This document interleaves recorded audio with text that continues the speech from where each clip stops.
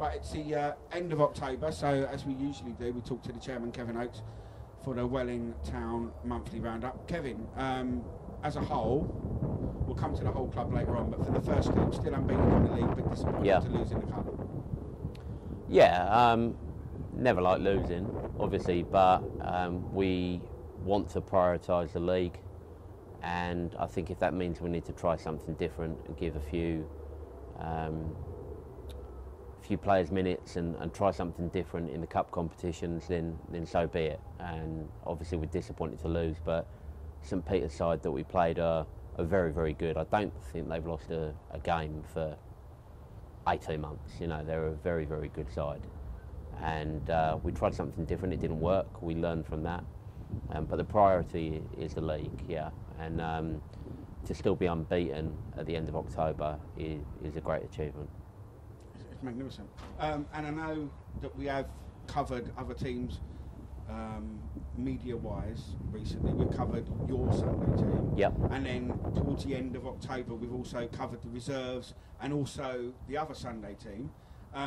Let's start with the reserves. How are the reserves progressing since the transition from the previous manager going to Tristan stepping up from the 23s? Yeah, it's never easy when you have a change of management, because inevitably that means a change of player personnel as well. I think most people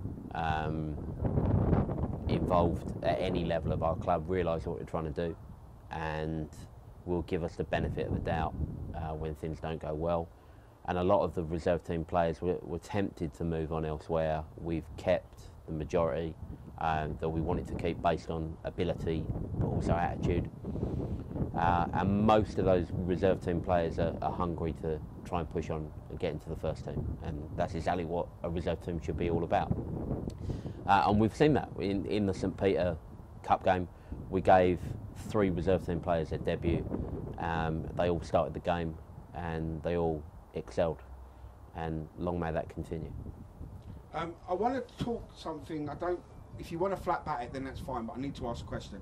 We've seen something on Twitter recently about another club putting in an approach for 2 players currently at the club, and it was said that it was in writing that our club had waved away any rights to those players and agreed that they could not have the 7-day approach and basically just get on with it. Do you want to comment on that?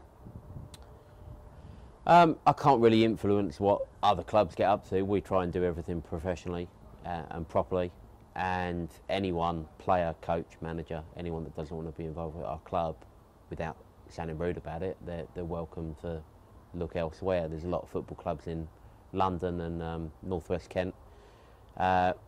Attitude has to be a massive part of what we're trying to do, and 1 or 2 people not behaving themselves on the pitch or not doing what we'd expect off the pitch can drag the whole club down. And yeah, I don't want to go into too much detail because it's something trivial really in the grand scheme of things, but anyone that wants to be involved with our club, whatever your level or ability or age, you need to have the club as a whole at heart and not just be interested in yourself. The 23s, how are they doing since Tristan's moved up?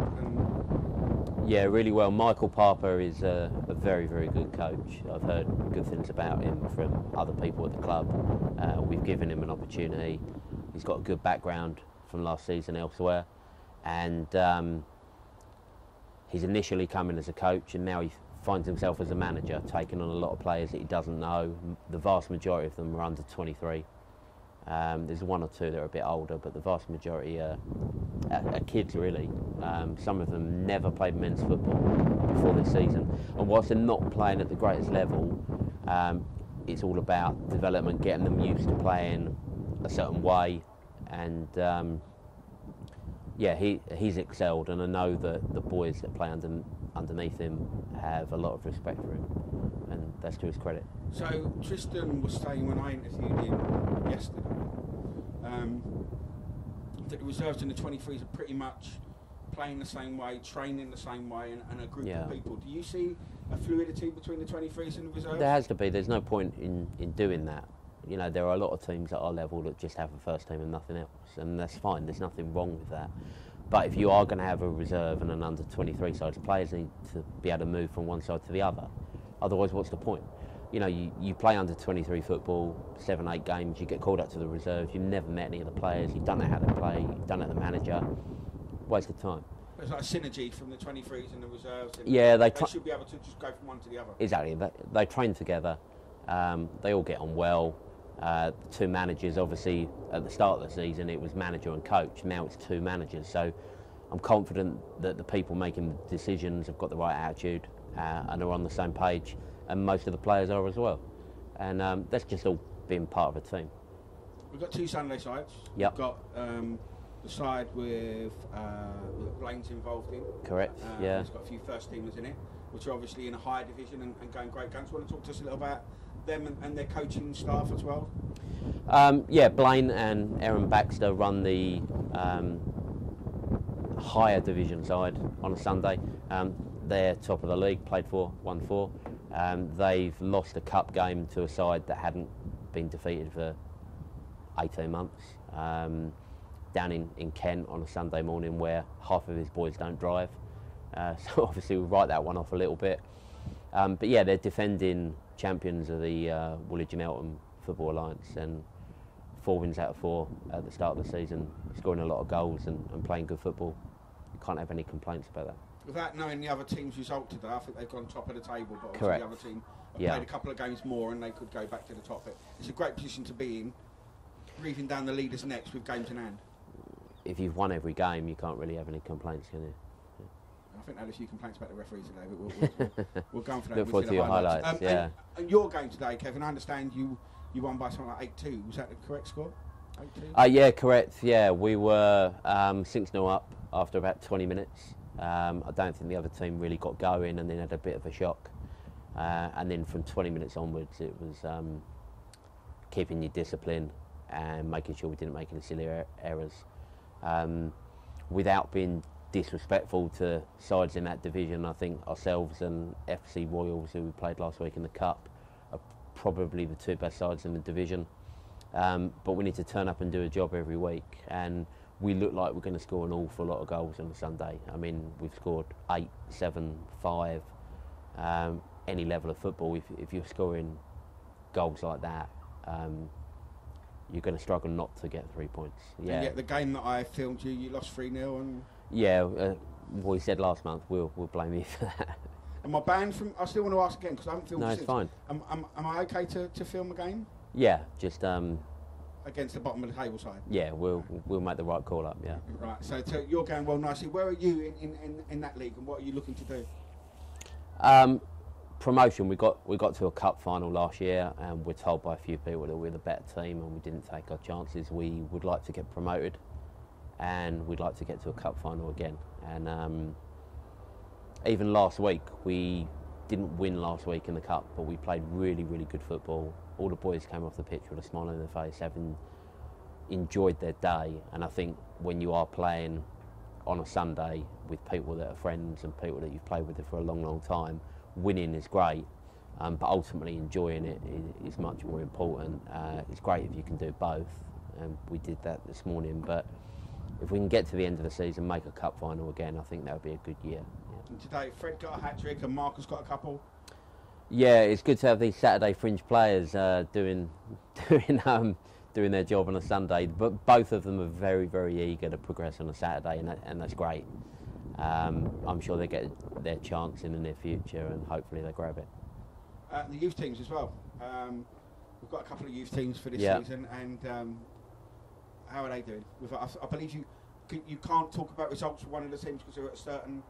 Yeah, you can't give the scores for one of the teams because they're at a certain age. It's annoying. You're not allowed to comment about wins because you might offend the losers, which to me is a shame because you can't praise the boys that win. And obviously winning isn't everything, but if you are playing sport, you don't turn up to lose. So yeah, it's a frustration for me that the way the FA system works is that below a certain level, you're not allowed to publicise results and you're not allowed to put league tables on your website and things like that. But you know, who are we to change that? But so they'll be the younger players, Kevin. Would that be? Yeah. So the under 11s have had a good season. Their results so far have been either a big win or a near defeat, but they play great football, really, really good football. They're 9 and 10 years old, they're 3 foot tall, but they've been brought up the right way, and Dan, who runs that team, has done a great job, and a lot of those boys are getting scouted by Millwall, Crystal Palace, Charlton, and he's fighting those kind of clubs off to make sure he retains his players, including his own boy as well. So obviously a lot going on well there. The under-14s, Stephen Craig, have done a great job. Their results again have been a little bit up and down, but it's not really about the results, it's more about teaching boys to play good football. I think the vast majority of their games they've gone behind and yet come back to get something out of the game, and that's character building, and that's what this club is all about. I think they should both be complimented for that. And I watched them play last weekend, and they did really, really well, and I know they're very, very proud of their lads, even if the results aren't quite what they want. But if you keep doing the right things, you will get the rub of the green result-wise eventually. And is the aim still to try and I'll do that again. And is the aim still to try and get a few more youth teams in next season, Kevin? Yeah, there's been some interesting developments over the last couple of weeks. We're talking to a lot of people at the moment about next summer, and it seems like a long, long way away. But we really do want to expand the club. I think if we can get, I'm hoping we will have as many as 15 youth teams next year, which for a club that's only been going 2 or 3 years will be incredible. So do you think we'll get news of that towards the end of the season or in the summer type thing? Is that going to take a while? Well, as early as possible. I mean, these things don't happen overnight. We need to plan accordingly, and it's all about getting the right people involved. You know, I don't care if you've got the best 11 footballers in the world. If the manager and the people behind the scenes are not in tandem with what we're trying to do, then it's not going to work. And it's not all about winning. I said earlier, it's about attracting the right people with the right attitude. But there's 2 or 3 people that we're talking to at the moment that have influence over other clubs that may potentially be coming on board in the not too distant future. And if that does happen, it will be very, very exciting times for the club as a whole, where we'll have 200 or 300 junior players and then at least 100 adults playing at the club. And for a side that hasn't really been going for very long, and a lot of people are still not aware of who Welling Town is, then hopefully that shows that we're trying to do things the right way. And yeah, next year and the year after could be very, very exciting. We've got a fairly big game coming up, I think, on Wednesday. Yeah. Playing another team in the local area that have made huge strides in the last few years, are playing at a higher level than us, and we've got them in the cup, in the Skeffel Challenge Cup. Correct. On Wednesday. Yeah. Is that a game that you're looking forward to, playing against Glebe? Oh, of course, I look forward to every game. We've got 2 league games between now and then. We've got Kent Football United on Wednesday evening. I think we're the only team in the local area playing that night. There are no other league fixtures, so good opportunity to extend our lead at the top. We've got Holmesdale next Saturday, who are second in the league. Seems that every other week it's first against second. We seem to be taking on a lot of the top sides and been doing well, so that will be interesting. That even in November, that's a title decider for me, so look forward to that one. And then yeah, Wednesday the 7th we've got Glebe,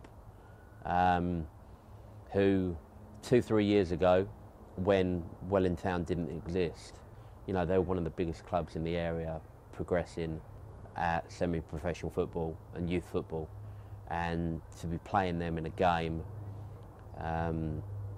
and trying to replicate some of the things that they and Phoenix Sports have done in the not too distant past is a proud day, and we hope to give them a good game. Yeah. And you'll be as respectful and welcoming to of them course. as you are to everybody, and looking forward to the game, yeah? Oh yeah, absolutely. The league is the priority. We want to do well in the cups. It's good PR for the club, and we want to pull in a good crowd. But win, lose or draw, everything will be done properly, and fingers crossed we get the luck. So we're now at the end of October as a club. Are you happy the way the club's going and progressing in this? Is there anything that you wanted to do by now that you haven't been able to do? No, there's a lot more lined up, and people behind the scenes, including yourself, know what we're looking to do, but I'm not going to publicise that to everybody else. But yeah, in the summer, if we looked at what we were trying to do, on the pitch and off the pitch, and we look at where we are now, we've done 99% of it. So yeah, business as usual moving forward. So let's hope it continues. And for yourself, I need to say this. We've been out in the freezing cold yesterday, in the rain. It's pretty cold now. We're talking to each other this morning before 8 o'clock in the morning. We're out Sundays, you're at one game, I'm at another game. You've got Louise, you've got the baby, you've got the youth teams. How are you finding it yourself? Is it? Are you managing to get certain stuff done during the month, or is it non-stop all month? Non-stop. Look, I do it because I enjoy it, and sometimes when you're having a bad day, you do think, why? It's not about me. Is it hard, Kevin? Yeah, of course it is. If I didn't want to do it, I wouldn't. But I know that the management and the players that play under us appreciate what we do. If I am going to do a job, I want to try and do it properly.